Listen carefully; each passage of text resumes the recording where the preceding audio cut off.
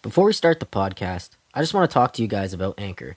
If you haven't heard about Anchor, it's the easiest way to make a podcast, and let me explain why. First of all, it's free, so you can get it anywhere, anytime, costs no money. Second of all, there's creation tools that allow you to record and edit your podcast right from your phone or computer, whatever device you choose. As well as that, Anchor will distribute your podcast for you so it can be heard on Spotify, Apple Podcasts, and many more platforms. You can make money from your podcast too with no minimum listenership. That means a nobody podcast like mine can make money off of sponsorships. It's everything you need to make a podcast in one place. So if you haven't tried Anchor or you want to start a podcast and haven't tried it yet, download the free Anchor app or go to anchor.fm to get started. That's ANCHOR.FM to get started. You're listening to the Dillo's Dojo podcast, hosted by Dylan Dillo Smith, Midwestern Ontario one and only MMA podcast, where we interview MMA fighters and voice actors like Sergeant Frank Woods. What is up, guys, and welcome to the Dillo's Dojo podcast, episode 5. So we don't got too much to talk about this week, but I wanted to actually start off with just a little bit of sad news. I wanted to take a moment out of the podcast at the beginning just to say rest in peace to Chadwick Boseman. On Friday, around 9 p.m., the news had broke that Chadwick Boseman, who was widely known as Marvel's popular African-American superhero Black Panther, but also starred in several movies, including 42, which is probably one of the most underrated movies out there. But he had been diagnosed with colon cancer in 2016, I believe, and Friday he'd lost his battle with it, and the news had broke. So I just wanted to take a moment out of the podcast to just say rest in peace to Chadwick, and my heart is with his family and his loved ones. And I just gotta say, man, his entire team, his family, everyone around him did a great job at hiding the fact that he was sick. It wasn't until the very end. Obviously, everyone's seen the memes at this point earlier in quarantine where he was on an Instagram live and people were clowning on the fact that he looked sickly. They were hating on the fact that he looked, what they were saying, like a crackhead. So that after I put two and two together, I did laugh at the memes, and I'll admit that. But once I put two and two together, I felt pretty bad. But it's safe to say we lost an incredible actor, and I'm positive he's going to be missed. We'll see where Marvel goes with their Black Panther 2. I don't know if they've began filming or what, but that doesn't matter right now. What matters is just Chadwick and his family, everyone who's close to him. Nothing about Marvel or anything. That being said, I was seeing a lot of sad shit on MMA Twitter when it happened. A lot of people were sending their condolences. That's fine. I was one of them. But there was a very small few that were kind of making fun of the fact that Chadwick died, saying some racist things. And it's not even just MMA Twitter. I just wanted to put this in real quick because I saw a lot of people celebrating the death of Chadwick and saying, yay, superheroes are back in the hands of the whites or something like that. Some stupid shit like that. And then they go and hide behind autism. Now, I don't have autism, but I'm close with several people who have it, who have both ends of the spectrum, autism and Asperger's, and none of them have ever said anything to that quality or even caliber. They've all been very respectful. They're socially awkward, yes. They don't understand social cues, yes, but they know right from wrong and they know what to say. They just don't understand tones of things. That's the issue, but it doesn't have anything with neurodivergency. So, if you see that shit on Twitter, call those people out. They're making autistic people look bad. They're trying to say, oh, all autistic people are, racist like this, and it's because we can't help it. That's wrong. It's just you as a person are a shitty, racist human being. And the fact that you hide behind your mental disability makes it even worse. It's not because you have said mental disability. Nothing remotely even close to that. It's the fact that you're just a shitty human being and you feel like you're safe behind your mental disability, that you can do whatever you want. So I was pretty disappointed with seeing that, but nonetheless, let's get into today's podcast. We've got a couple things to talk about.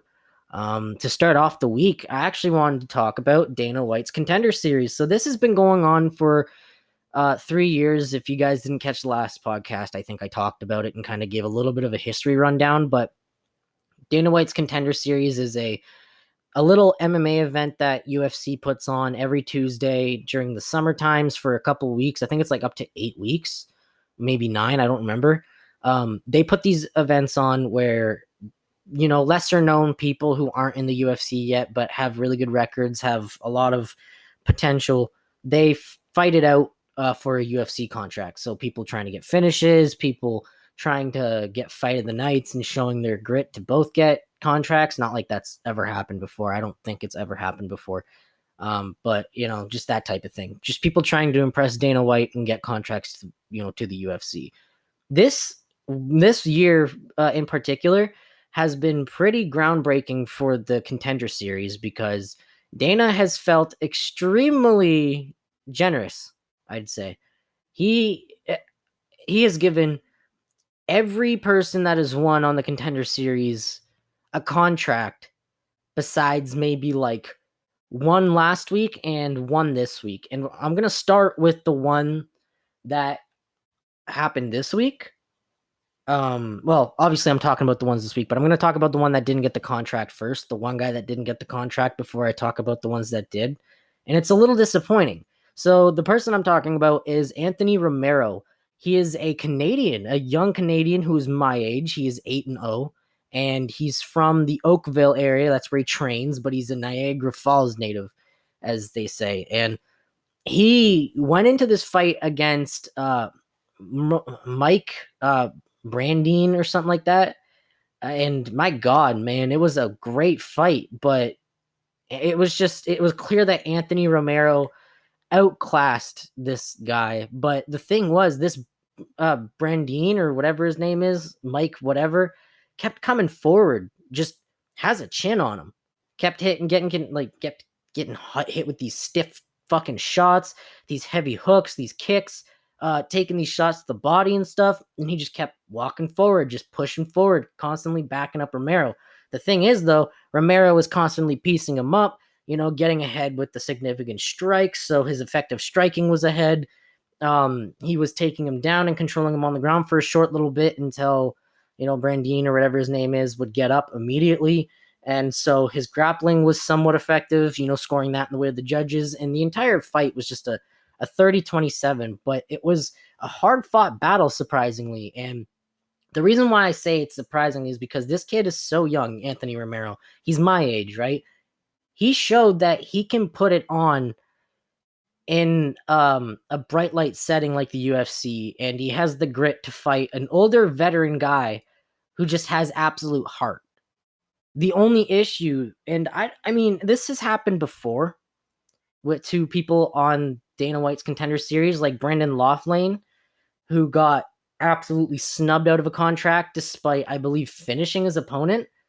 But the reason why he didn't get the contract was because he shot for a takedown when he had a guy hurt or something like that, some dumb shit like that, which whatever, heat of the moment, you make a stupid mistake like that. But, even if you are you're better on the ground when the guy's hurt, little shit like that is what gets Dana pissed, I guess. So, like I said, it was a little unfair that Brendan Loughlane or whatever his name is, I think it's Brendan Loughlane, didn't get the contract, but it was the same reason why this guy didn't get a contract, why Anthony Romero didn't get a contract. He completely dominated the full 3 rounds of the fight, but the issue was he had Brandine or Brandines, I think his name is, something like that. Mike Brandines or something. He had him hurt with leg kicks. Like, he could barely stand. It was clear he was hobbling around, barely keeping his balance on his feet, not because he was hurt in the head, because his legs were weak. And Anthony Romero had an issue with finishing him on the feet with leg kicks. And like I said, picky shit like that, Dana will call you out for, because just for some reason he feels like he's the greatest, MMA coach out there. He's a promoter. So, yes, he's looking for potential talents, but that is the dumbest reason to not give somebody a fucking contract. However, unlike Brandon Loughlane, because he was a little bit older when he got snubbed out of his contract, Anthony Romero is my age. He's young, so he's got a lot of time in his career. Many other promotions are probably going to pick him up, because actually Dana White went into detail on why he didn't give Anthony Romero a contract after this week's Contender Series, and he actually urged other promoters to pick this guy up. So I'd be surprised to see Anthony Romero somewhere, maybe going over season 1. I mean, I doubt it, but maybe in Bellator. Maybe he'll end up in one of the feeder organizations for the UFC, like Titanfc or LFA. We might end up seeing him there, but nonetheless, I was upset because this kid didn't get a contract. He looked really good, and I'm probably going to end up following his career. Probably going to hear a lot about him on the podcast in future episodes, because he intrigues me. He's a young kid. He looks very comfortable in there, very loose, very experienced. He looks a lot, like, for experience wise, he looks a lot older than he is. And I think that's impressive. That's what an MMA fighter needs in their skill set. And I'm sure every fan knows that, and every fan would say that, right? You need to be calm and comfortable and loose and just confident in yourself. And yeah, like I said, the only thing that got him out of that contract was him not being able to finish his opponent when he had him hurt at the legs. He was chopping at this guy's legs and couldn't finish him. So I guess that's what kind of told Dana, nah, this guy's not fit for the UFC, I guess. But in the next fight after the Anthony Romero one, we had another fight that went to decision. It was flyweights. We had, I think it was Jacob Silva versus Jeffrey Molina. And those two guys brought it. It was, if this was a I don't know, if this was like an actual UFC event, like on Saturdays and stuff like that, it would probably be fight of the night if the fights weren't any better. It was one of those fights. It was just back and forth. They brought it, and Jeffrey Molina just showed that he can handle that experience, that tough guy that constantly comes forward, and he shows that he's not going to give up his pace, that he's also just as aggressive. And it was great, but when I was watching it that night, I thought it was going to end up like after when they were announcing the contracts, I thought Molina wasn't going to get he wasn't going to get a contract. He was going to get snubbed like Romero did. But Dana thought that, because this guy's my age as well, this Jeffrey Molina guy. I guess Dana thought that his skills were enough to get into the UFC, but Anthony Romero's weren't. So, but yeah, they brought it. That was probably one of the best fights on the card. And then the other three fights ended up being finishes. The first fight of the night, Colin Huckbody just completely fucking took it to the ground, dominated, and finished easy with an arm triangle. The arm triangle looked like he didn't even put much of a squeeze on the submission, and his opponent tapped. So it was a no-brainer that he got a contract in the first fight of the night. It was obvious. When I saw the finish, I was like, all right, if this guy doesn't get a contract, Dana better have a damn good reason for this, because fans are going to riot. Not just me, all the fans watching are going to riot. So that was a very impressive performance. He went in against a tough guy and took him down, completely dominated him for like a minute 30 almost, and submitted him in that small time frame with an arm triangle that looked like absolutely effortless. It was crazy. And then in the next fight, that got another contract was, I believe, Rafael Alves at lightweight. And he got taken to the ground in the first round and just snatched up the neck with the guillotine so tightly and would not let go. They scrambled for a bit, and it was just so clear that Alves had that choke tight, and he ended up tapping. his opponent. And because of how strong the grip was, how well he was scrambling, how quick he was to just adjust and take that risk. Because honestly, if you're a good jiu-jitsu practitioner, yeah, you can take people on the ground from bottom guard, but it's also quite the risk, because if you don't get the submission and the guy manages to slip out, you open your head up for so many shots, elbows, punches, you name it, man. You could end up getting yourself TKO'd because you put yourself in a bad situation. You could end up extending yourself, and then buddy slips out of your submission and you end up pressed against the cage in an awkward position where you're trapped. A lot could happen if you mess up even the slightest bit in jiu-jitsu. So it was really impressive to see what Rafael Alves did, get taken down, take that risk, and just squeezed and did not let go until the tap happened. So he ended up getting a contract without a question. But the final contract that came of the night was actually the featured bout. Jamie Pickett, who was this is his third time on the Contender Series. The last two times he lost. He actually was on the Contender Series the first year that it came out and lost on that. Didn't get a contract. And then in 2019, last year, he got another chance, lost, didn't get a contract.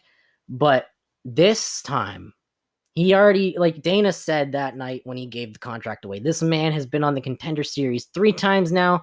His dues are paid in full. And let me say, he did pay in full that night. Jamie Pickett came out against Patti and just went to town, takedown, striking. It was a back and forth round at the beginning, in the first round.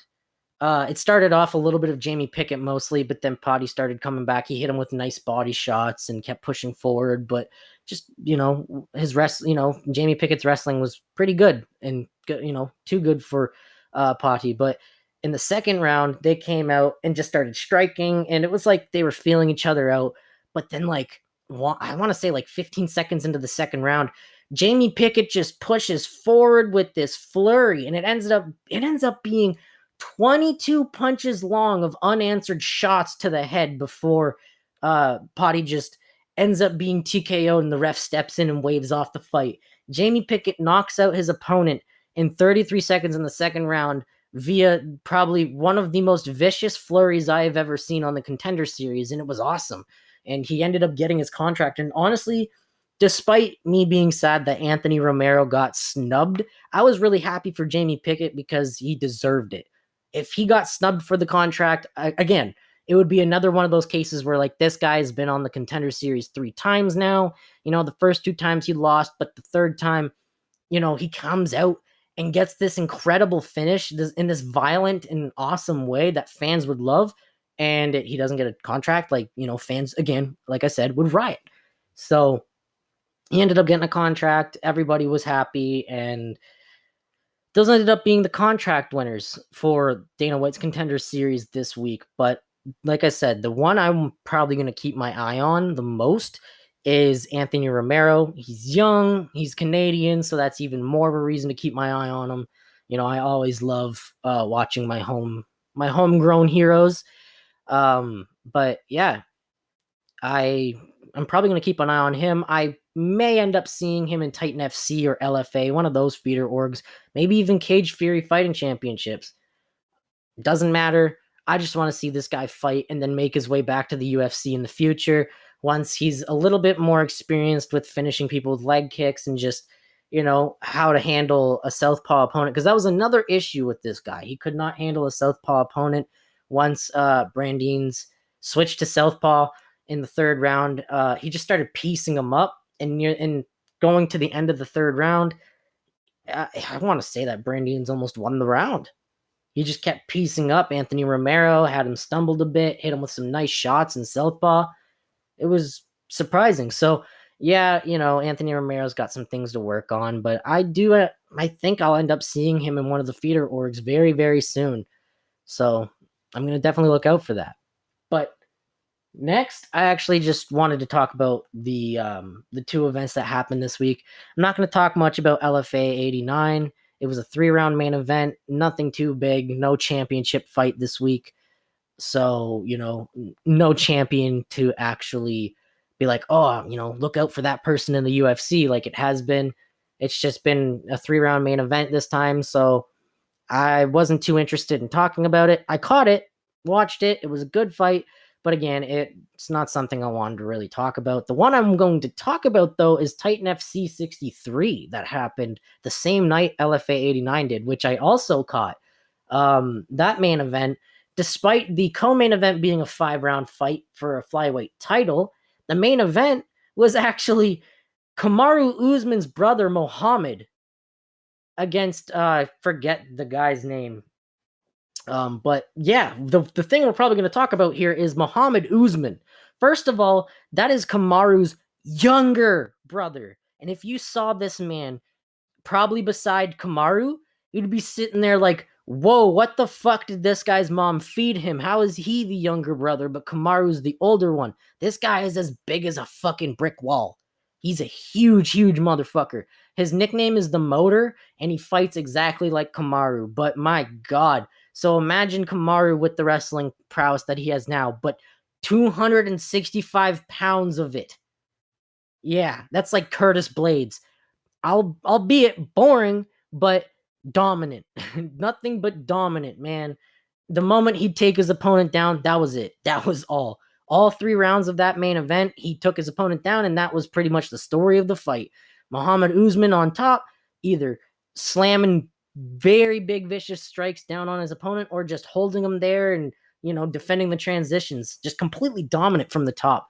So I think it's safe to say that he is definitely an Usman, and I would actually like to see him in the UFC's heavyweight division. Don't throw him to the wolves right yet. Like, give him some unranked opponents, build him up. But I definitely could see him in the UFC sometime soon because he's been showing he's a very talented fighter. I think he's got a record of 7-0, I want to say.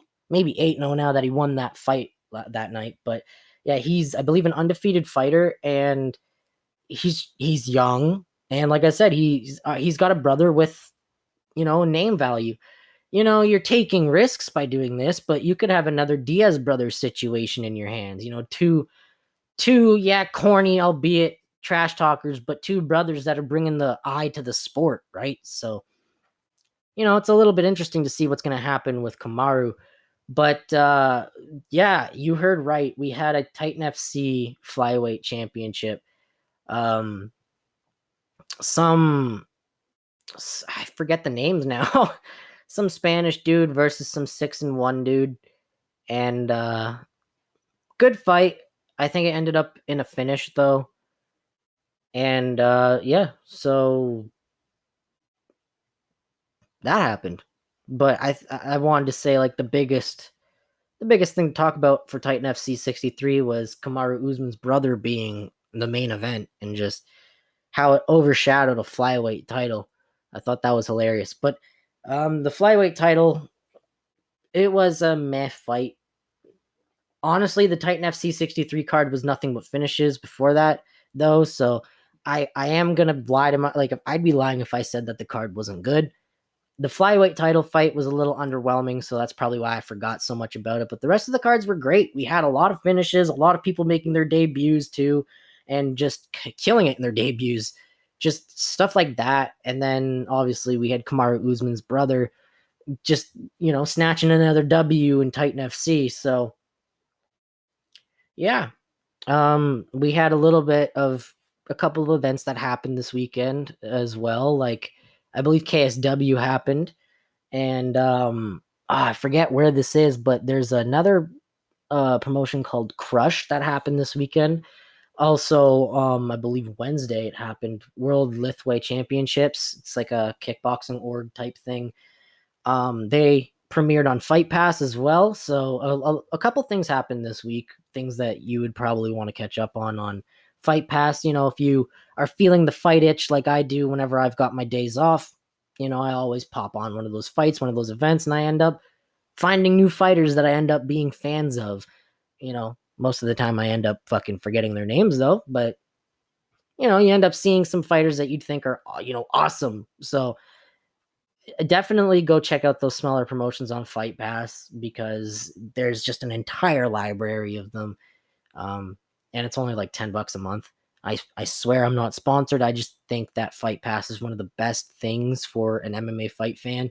If you want, stuff from like Pride and Strikeforce, WEC, the older promotions, or you want, today's smaller promotions to find some new talent you want to be a fucking fanboy of, a hipster, then, Fight Pass is it. They've got so many small promotions, not only just LFA and Titanfc, but they also got Cage Fury Fighting Championships, and overseas they've got like Cage Warriors and shit like that. Plus they've got not only just like cage fighting, but they've got kickboxing, like Glory Kickboxing, before I believe they closed their doors. And I believe they have K1 kickboxing events on there. They even have their own boxing promotion now, Zuffa Boxing, which they haven't had any events with, but they've partnered with Roy Jones Jr. Boxing, his promotion, and has been airing their events on Fight Pass as well. So there's just a lot for a combat sports fan to watch on there, honestly. And definitely what happened this week, because not only did those happen, the World Liftweight Championships and LFA 89, Titanfc 63, and the UFC event, but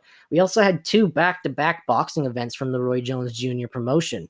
So if you're a boxing fan, I wouldn't say I'd get the trial and see if you like the boxing and if you're into MMA. But if you want to check out the Roy Jones Jr. boxing, I'd definitely do that on Fight Pass, because it's a nice change. It's a nice change from watching just regular cage fighting and grappling.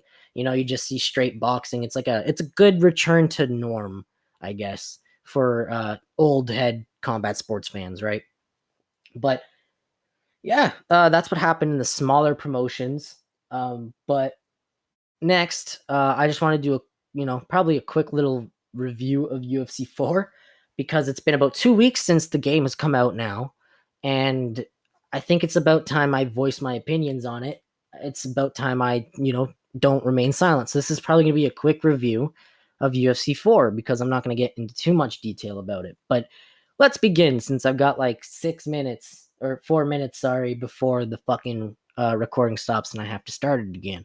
So UFC 4 came out 2 weeks ago, August 14th, August 14th. And honestly, it's a good game. It's fun. The striking feels great, but there's a couple of problems. One is a little bit of a picky problem. It's graphical shit. It looks like UFC fucking Undisputed 3. Looks like a 2012 game. So I feel like they rushed it. They rushed this game, and it's pretty obvious they did with the graphical shit that they've done to it. The career mode isn't too much of a difference from UFC 3. A little bit more option with, starting off with WFA and winning a title in WFA, and the fact that you can actually choose who you want to end up being rivals with now. That type of shit. It's a little bit more customizable, but like I said, practically the same fucking career mode. What else do we got? We got the grappling system, which is just absolutely bunk. You can change it back to legacy, but it starts you off with this grapple assist bullshit, and it's the most bunk grappling system ever, even for newbies. It doesn't give you any leeway with your grappling. You just keep holding left on your analog stick or up or right, and it'll keep moving your guy to the certain position that they want to be for the perfect fucking ground and pound position or submission position, or the other one is a get up.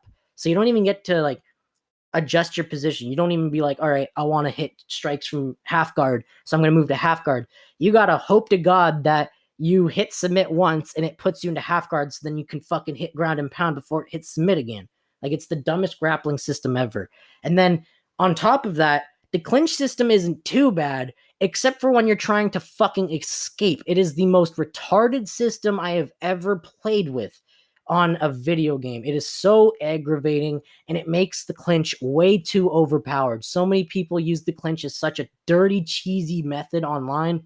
It's just, they literally took what they had with UFC 3 and didn't listen to the fans at all. They were like, oh, grappling's too difficult now and OP.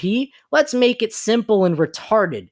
Oh, clinch wasn't too effective. Let's make it way too effective now, to the point where it's impossible to counter. Oh, you didn't like how you like to take or, defend takedowns? Let's make it even more difficult now, so you have to anticipate it. It used to be just hold RT and flick down on the analog stick. Now you have to anticipate it with blocking your body. So you could be sitting there anticipating a fucking takedown, and all of a sudden, Buddy will just whoop, throw a fucking head kick and knock you cold out because you were sitting there protecting your body the whole time, ready for a fucking takedown. Like, the game's got a lot of fucking technical issues.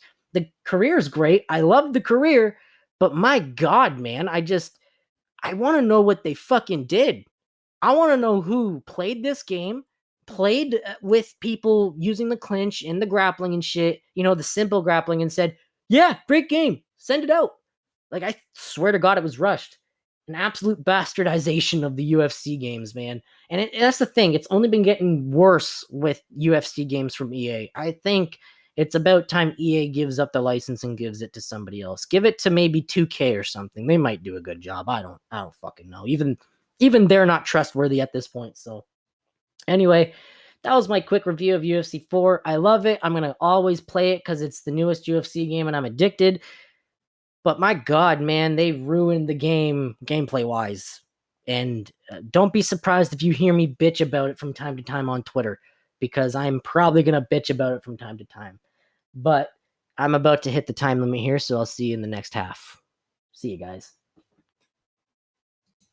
And we're back. So this time, now that we're back, and I'm done bitching about UFC 4, because the game is fucking trash. No. I'm not going to get back into the fucking swing of bitching. We're going to move on to the next topic. So, as everybody knows, coronavirus is happening, COVID-19. It's been happening since like March. It's been taking the world by storm. But despite all that, the UFC has been continuing for a long while, since May. And we've had our troubles with a couple of the fights. But recently, before we get into today's UFC card, or not today's, but yet last night's UFC card, we lost a couple of fights on this card. We lost, well, we almost lost 3. We lost 2 fights on this card. And if it wasn't for Austin Springer stepping up, we would have lost 3 due to COVID. The first one that got announced was the fight between Alex Bruce Leroy Caceres and Giga Chikadze, I think his name is, something like that. Some foreign Russian shit or whatever. He tested positive for COVID, and Alex Caceres' fight with him almost got canned. If it wasn't for Austin Springer stepping up, we probably wouldn't have the Alex Caceres fight we had last night. And honestly, despite the outcome of last night's fight, all hats off to Austin Springer for stepping up so quick. But the second fight that we ended up losing was Nico Montano and Julia Elvia. I don't think that was happening on last night's card, but it was happening on an upcoming card, and that had to be postponed to October due to COVID-19, because Nico Montano actually tested positive for COVID-19. But the biggest one that I want to talk about that probably upset a lot of us fans, including myself, was Ion Cutelaba testing positive for COVID-19, and we just got gypped from the rematch against Ankalaev that he had. So for those who aren't familiar, earlier this year, I believe at UFC 248. Yeah, it was UFC 248. Ion Cutelaba and Magomed Ankalaev, they fought, and it didn't even go past like 30 seconds, maybe a minute, because after Ion got stunned by a punch, he claims he was playing possum and wobbling around trying to bait Ankalaev into, just being sloppy and flurryful, and he was hoping to catch him in that. I think that Ion was actually hurt, and he was that badly hurt, but I also thought the stoppage was a little bit early. But anyway, the whole story is Kutalaba was trying to bait Ankalaev into, striking sloppily and trying to go for the finish so he could catch him while he's coming in. That type of shit. That's the story. And the ref waved it off too early. And he ended up getting gypped out of a win. So a lot of bad blood between these two started to boil since March. And then we finally got announced, I think like a month ago or 2 months ago, that this fight was happening. And it was going to be on the main card, opening up the main card, I believe, of last night's UFC event. So it would have been awesome. We were going to have a 5-fight UFC event or main card, and it was going to be awesome with that opening up the fight. I'll get into the UFC card in a bit. It was all right. It delivered. So I'll get into that. But I just wanted to talk about how disappointing it was to lose that fight to COVID. And this isn't the first time that, we've lost fights to COVID. There's been several fights that we have lost to COVID since the return to the UFC and all that. We've lost, for example, UFC 251. Jorge Masvidal stepped in on like 6 days' notice, even though he was training. He stepped in on 6 days' notice after Herbert Burns Herbert Burns tested positive for COVID-19, so he had to pull out of his bout. And that's when Jorge Masvidal came in and was like, I'm here to save the day. So he did. And so this isn't the first time that we've lost fights or wrenches have been put into the plans because of COVID. And it won't definitely be the last, but this is probably one of the most upsetting because it was one of the more anticipated fights. And the reason why it's upsetting is because it happened on a day's notice. It happened actually, the news broke the day of yesterday's event. Like, I think the night before or the early morning hours of, he tested positive for COVID-19 and the news broke. So on the day of the fight card, we ended up losing a scrap that was probably the most highly anticipated on the card, way more anticipated than the actual main event. So it was just very disappointing and upsetting as a fan to wake up and get that message. But a lot of that has been happening, and a lot of these fights are being rescheduled. I'm hoping that this fight gets rescheduled. If not, whatever. I want to know what's next for Ion Cutelaba and what's next from Magomed Ankalaev, but I want them to reschedule this fight. I want them to settle their bad blood. And honestly, I hope Ion gets well. I hope the best for him. I can imagine it's not easy to not only get shafted on a fight you're supposed to get paid for, but it's because of an illness that you contracted, and it's a deadly virus. So it's probably a little stressful, and it's known to take a lot of effect on athletic bodies as well. It's not just bad for the people with autoimmune diseases and stuff. So it's going to be a quite the rough time for him, but I'm hoping that like sometime in October, maybe we can see the rescheduling of the fight. That'd be awesome. I just want to see this fight happen. So then the talk about whether he was playing possum or not can stop, the bad blood can stop, and then we can finally see what we wanted to see, right? But after talking about that, I guess it's time to get into the fight card. I guess you guys probably were listening to wonder about, right? So last night we had UFC Fight Night, Anthony Smith versus Alexander Rockach. Anthony Smith, it's his first time back since the Glover Teixeira loss. For those who don't know, Anthony Smith fought Glover Teixeira, I think, in June. It was maybe end of May, and he just got completely battered by Glover, and it was to the point where like the corner wanted to apparently throw in the towel, but Anthony has this agreement with his cornerman that if any of them throw in the towel, like if Anthony doesn't say throw in the towel and they throw in the towel, they're fired, that type of shit. He just got completely battered by Glover Teixeira, and it was so bad that apparently he was picking up pieces of his teeth afterwards when he took his mouthpiece out, and like there was a bunch of teeth loose in his mouth there. Some of them were coming out in his mouth. It was a bad beatdown, and a lot of people were wondering if he should retire after that because it was a bad beatdown or what's next for him. So, as you do after being beaten down by that, it's only natural to return against probably one of the most vicious strikers and finishers in the UFC light heavyweight division. But, hey, not my career, not my life. That's on him. He wanted the payday. So a lot of people, before I get into this fight card, a lot of people kind of attributed the Glover Teixeira loss to this whole incident that happened before the fight where Anthony got robbed. Like, his house got robbed.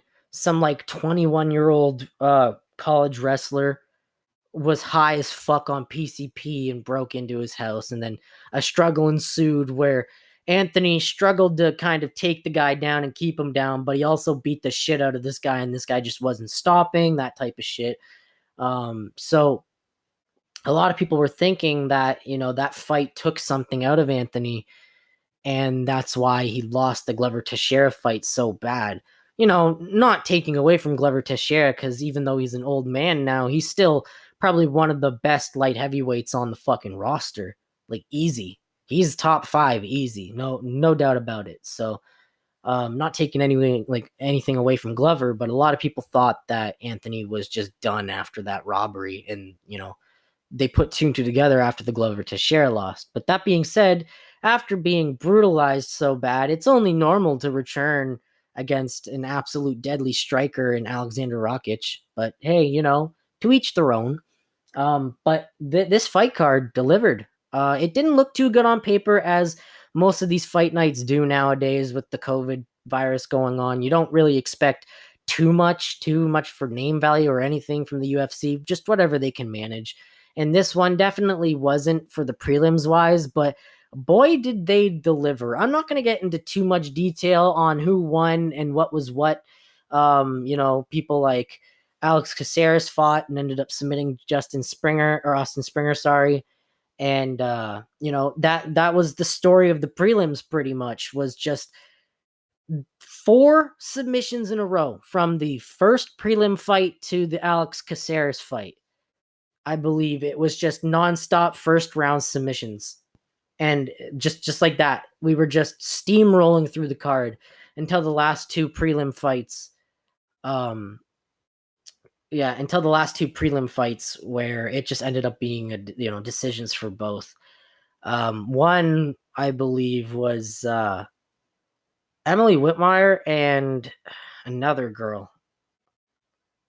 And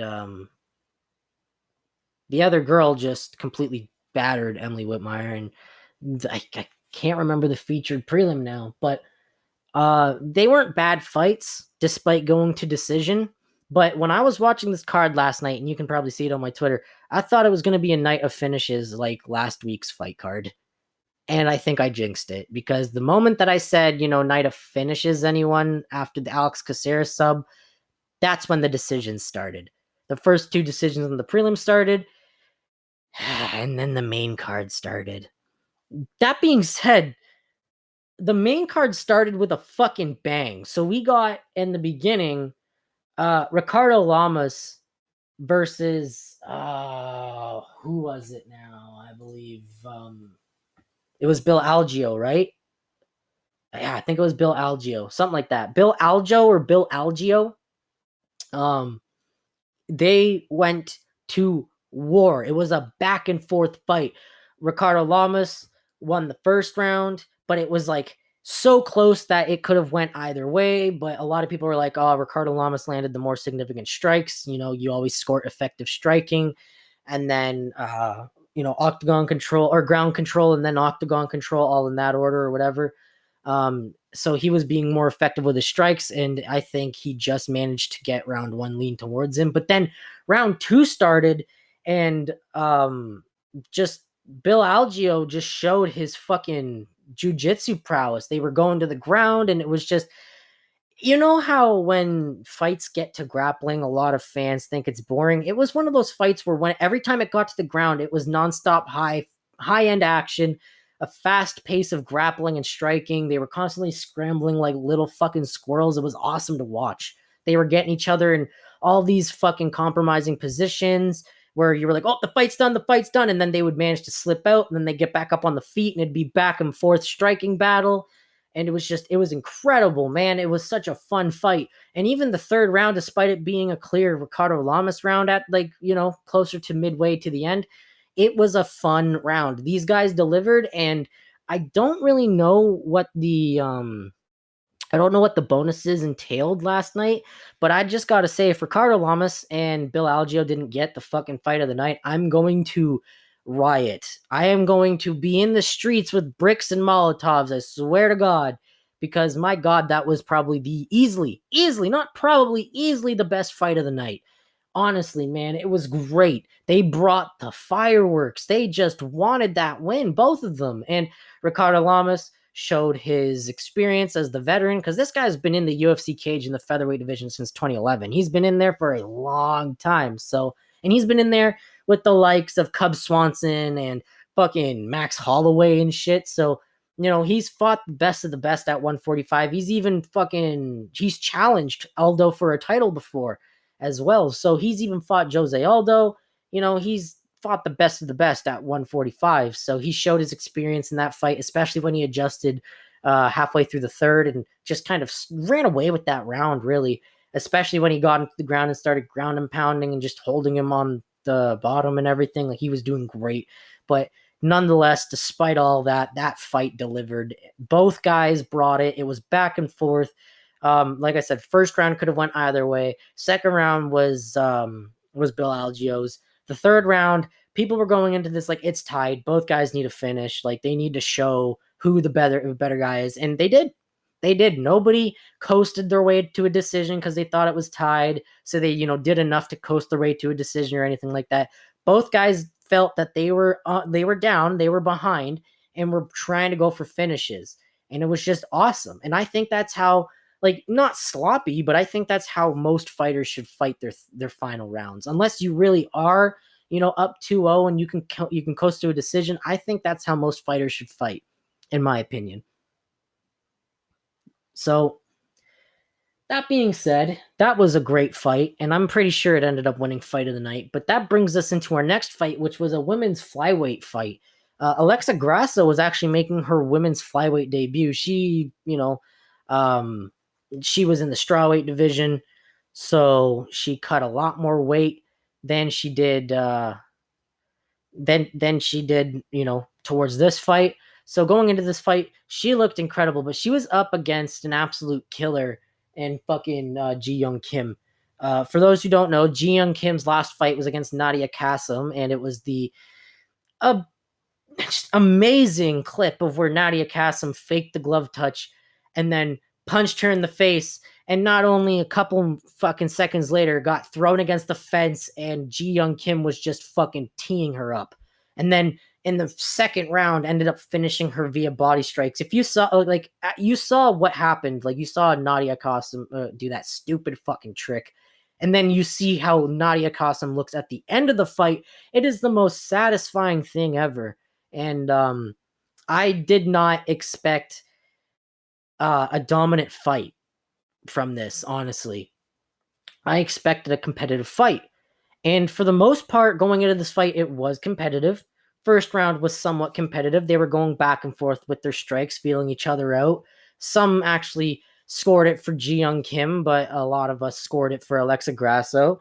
But then after the first round, it just started to show. Alexa Grasso was just using the clinch, trying to get her down to the ground, and just showed her takedown defense was incredible and started to adjust that way. And, going into the second and third round, that was pretty much the story of the fight. Alexa Grasso countering and just, hitting her with nice shots to back her up against the cage. And then whenever Ji Young Kim would initiate a clinch against the cage, she would back Ji Young Kim up against the cage or reverse it against the cage and push her there and just control it. And she ran away with the fight after the second round, in my opinion. So Alexa Grasso showed absolute heart and grit and just great improvements and looks way better at flyweight than she did at strawweight. Maybe because she's not cutting as much now. So she's got a lot more strength on her, a lot more, a lot more energy, a lot more speed. She's not as drained or anything like that. She's got a lot more, energy in her system. So maybe the weight cut was easier as well. So she wasn't practically killing herself.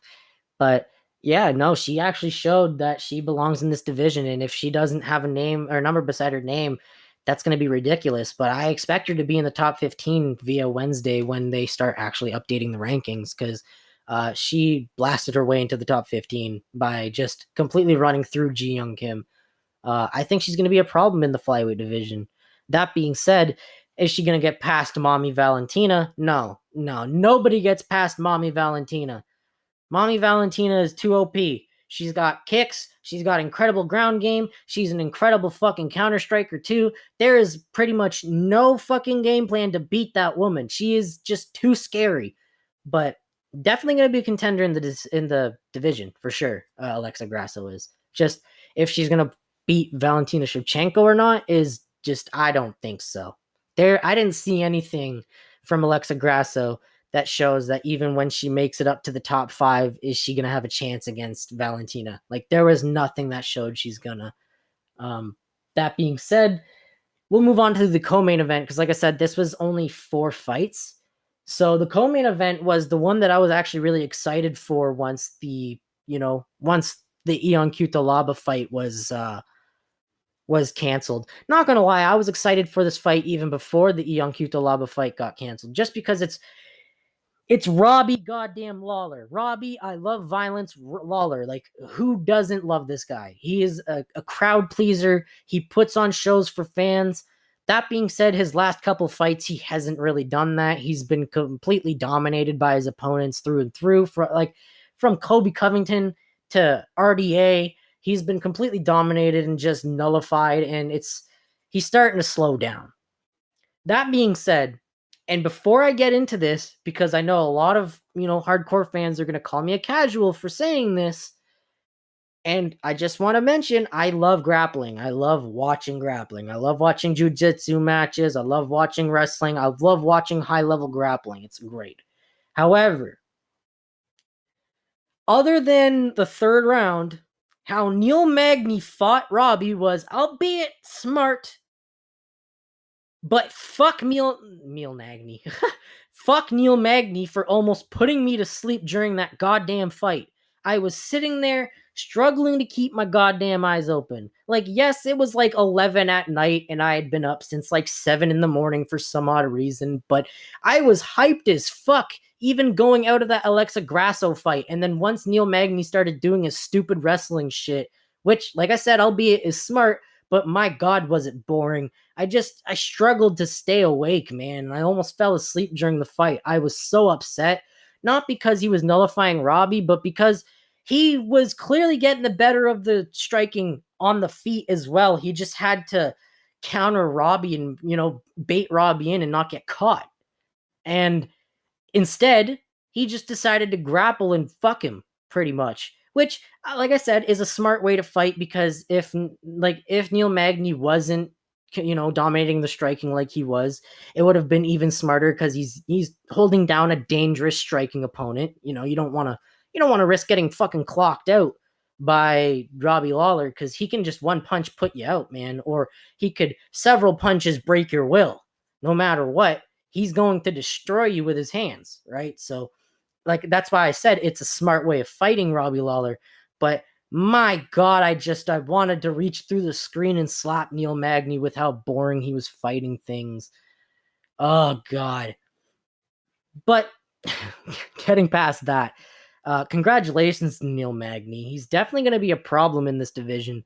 But the reason why he is such an underrated fighter, this is answering all the Neil Magny fans saying, why the fuck is Neil Magny such an underrated fighter? Prepare your ears. Because he's fucking boring. That's why. It's the same reason why Kamaru Uzman is such an amazing welterweight champion, but so underrated in the eyes of the public, because he's boring. But even Kamaru Uzman mixes in more striking. He will actually clinch and strike with you instead of just holding you there and being content to not do anything like Neil Magny was doing. And don't give me that shit where, oh, Neil Magny was striking on the ground. No, he wasn't doing anything significant. Little pitter-patter punches here and there so the ref wouldn't stand him up. That's about it. That's why I was upset. I wanted to see some good shit from Neil Magny, man. And I did see some good shit from Neil Magny in the third fucking round when he started to actually kind of stand up and strike with Robbie, and he actually started getting the better of the fucking exchanges. There was only maybe a couple parts of the exchanges where Robbie got fucking caught or whatever. But, Neil Magny got caught. But that being said, like, I was just so upset with how Neil Magny fought that fight. But I've been talking too long about that. So let's get into the main event of the evening, the Smith versus Rockach fight. So before I get into it, like I said, the Smith versus Rockach fight, Smith was coming off of a loss due to from Glover Teixeira, where he got the sweet ever living Jesus beat out of him. So a lot of people were seeing Anthony Smith possibly get KO'd here, but a lot of people thought he was going to win via decision. Well, that's not what happened. He got completely dominated on the striking and on the ground. Rockach, the story of the whole fight was Rockach keeping his distance, landing jabs, and mostly cutting Anthony down with those leg kicks, forcing Anthony to take him down, and then Rockach just completely slips him off, strips him off of him, and gets on top, man, and starts dominating the fight from the top. Again, he fought Neil Magny style, and it was boring. It wasn't that good of a fight, but Rockach put a lot more striking in and actually had a good game plan. He dropped Anthony Smith. The only issue I had with it was that he decided to go to the ground with Anthony Smith instead of making him stand.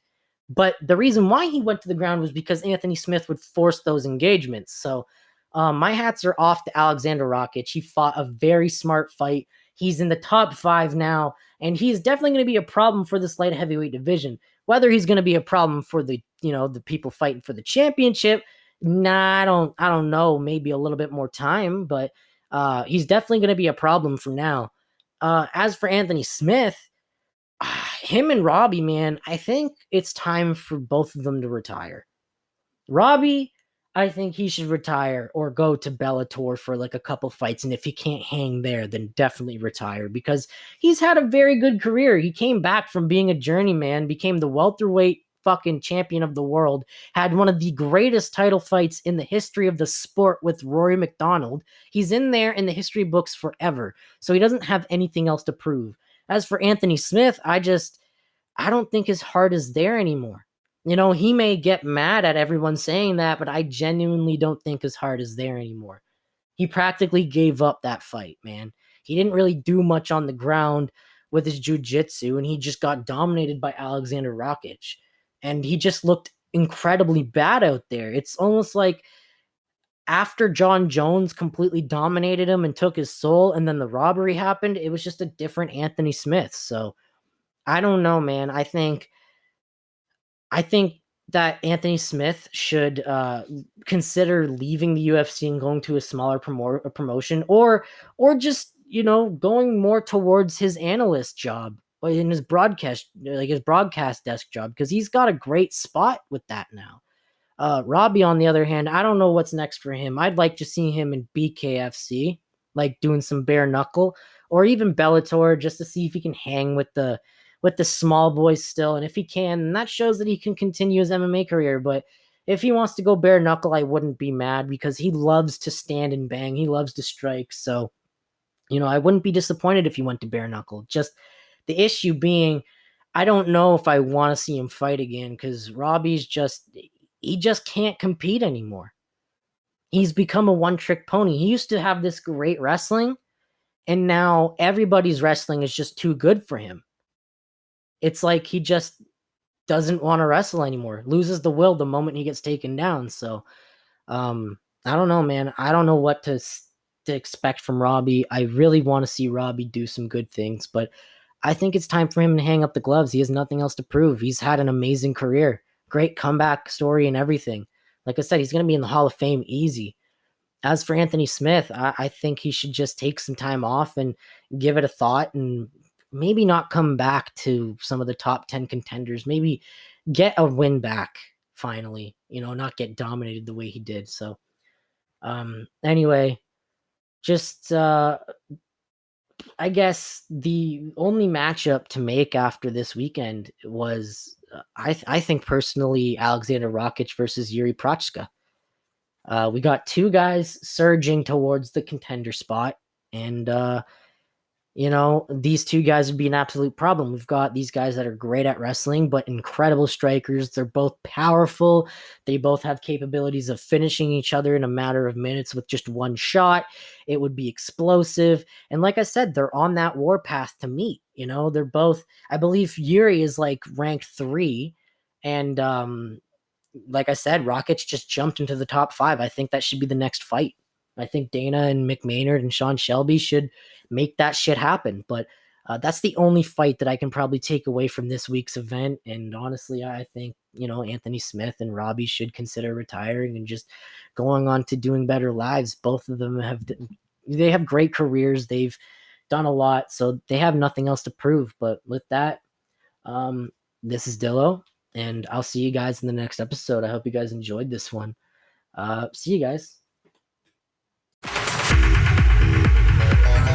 You've been listening to the Dillo's Dojo podcast. Keep in touch with Dillo on his social media at Dillo Ross on Twitter and Dillo Ross on Instagram.